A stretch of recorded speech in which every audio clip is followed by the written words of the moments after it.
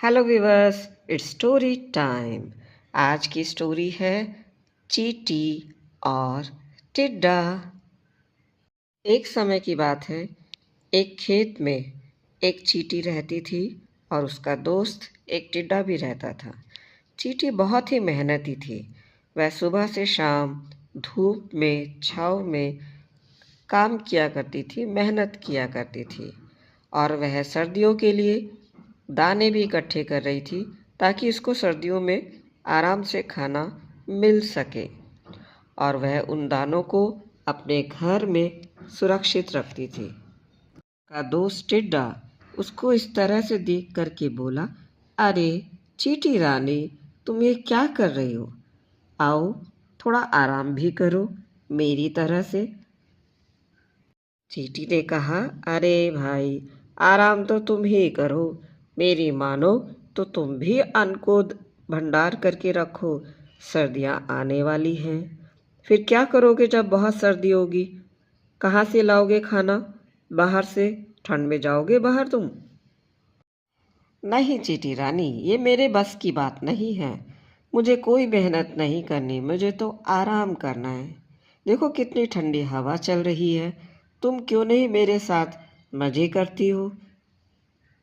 चींटी ने समझाया, देखो अभी बहुत अच्छे सब में दाने लगे हुए हैं, मक्का के दाने हैं। ये अभी मिल रहे हैं, फिर बाद में नहीं मिलेंगे।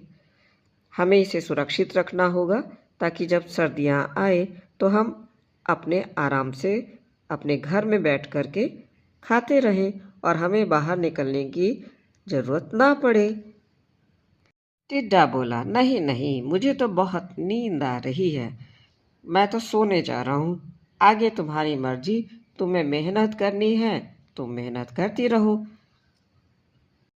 चींटी ने भी कहा, देखो मेरा काम था तुम्हें समझाना, क्योंकि तुम मेरे दोस्त हो।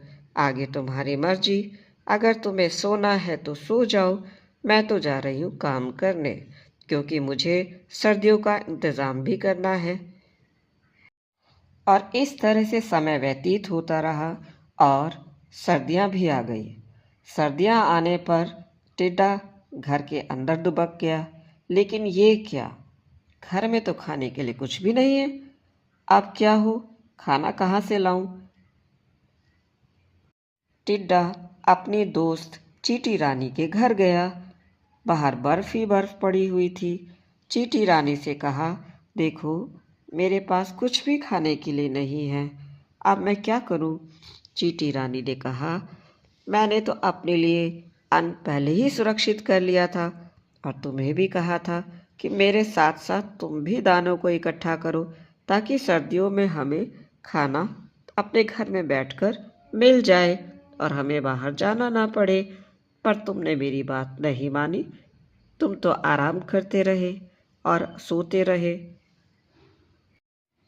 अब टिड्डा बहुत दुखी हुआ।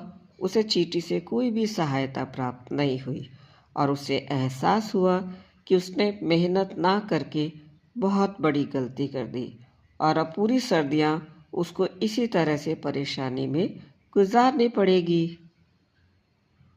और उधर चींटी, जिसने बहुत मेहनत की थी, वो आराम से सर्दियों में अपने घर के अंदर आराम से रहने लगी, क्योंकि उसके पास तो खाना पहले से ही मौजूद था।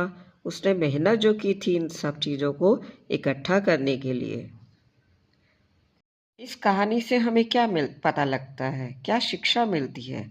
इस कहानी से ये शिक्षा मिलती है कि हमेशा मेहनत करें और अगर कोई दोस्त आपको सही सलाह दे तो उसकी सलाह को माने और जीवन में आगे बढ़े।